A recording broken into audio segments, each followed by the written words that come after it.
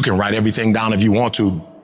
Be brave enough to write every one of your goals down. But I'm going to tell you something. Life's going to hit you in your mouth, and you got to do me a huge favor. Your why has to be greater than that knockdown. Are you willing to get your teeth kicked out for your dream? That's why many are called, but few are chosen. Because everybody won't get the beat down. Everybody's not willing to face rejection. Everybody will not talk to 4 people and visualize 5,000. Everybody won't take the controversy. Everybody won't take the heat. Everybody won't hold themselves to a higher standard. As soon as you write your dream down, somebody about to bust you in your mouth. Whatever it is that thing you say you want to do, they come and ask you. The reason why you do what you do is more critical than what you do. Because if your reasoning is weak, you're not going to get it done. Why? Because life is going to beat you upside your head. Life will strip you to the core. Once your balls start tripping, you about to start crying. Once life hits you with a punch or two, you ready to quit. Phenomenally skilled is cute, but it is a phenomenal will that says every time I get knocked down, I will get back up and I will succeed. I will not surrender. But if you weak, you will be broke. And I'm not here because I'm the best. I'm here because they tried to break me and they couldn't. Think about your community. Think about your kids. Think about the obstacles and the problems, the so-called problems in your community.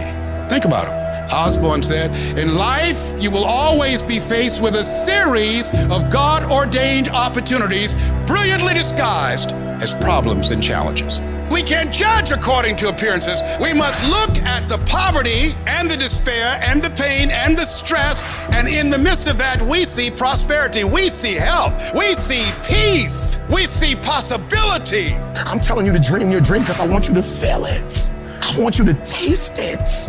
I want you, just like when the weather is changing, you can feel it. I want you to be able to feel when you're getting closer to it and closer to it. If you are still alive, there's still room for growth. There's still room for improvement. You can still get bigger. You can still get better. You can still be bolder. There's still room to grow and be better. Get out of your head and into your greatness. You can't stroll to your goals. You keep being casual, you will end up a casualty. Death is not the greatest tragedy of our time. The greatest tragedy is what dies inside of us while we're still alive. Not trusting your gift is sinful because by God, it was put in you. I don't know what you've been through, but trust your heart, it will defend you. You need to use your tongue to validate your gift and look yourself in the mirror and encourage yourself and say, I'm still gifted.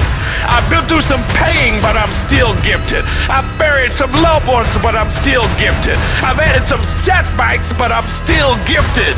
Despite the circumstance, you can win. Despite the giants, you can win. Despite the adversity, you can win. Despite the obstacles, you can win. Despite the situation, you can win. Despite how much money you got in your bank, you can win. You can pull it off. Why do you do what you do? Why is that important, Les? Because when the storms of life come, and they're going to come, when life pounces on you, and that's going to happen, when it catches you on the blind side and drop you to your knees, and that's going to happen, when people don't come through for you and don't keep their words and don't support you or actively work against you, and that's going to happen, when you want to give up, and that's going to happen, your reasons will be your bridge over troubled waters. You got to know why you're out here, because you're going to get your butt kicked. But you gotta know why you're there, because your reasons, when life drops you to your knees, your reasons will help you get back up. What are the reasons?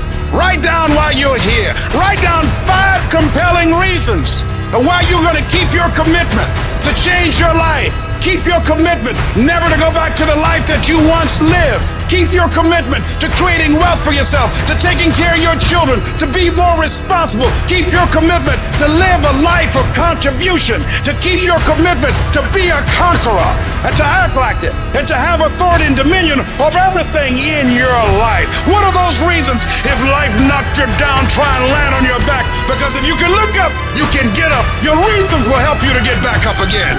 What's that thing that's gonna pump you up and get you over that hill?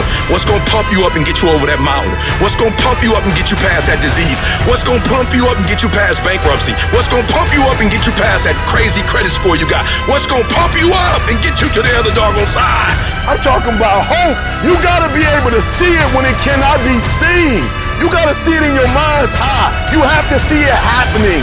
You have to see yourself writing the book before the book is finished. You gotta see it. You have to see yourself graduating even though the teachers are telling you that it's not going to happen. Even though you got the letter saying you're getting kicked out of school, that you're on academic probation, that you're dismissed. Hope, you have to believe in the unseen. Because if you can't believe in it, you will never manifest it. But when you believe in it, you demand the universe to assist you in what you're doing. And if you can see it before everybody else can see it, then it's going to eventually come to you.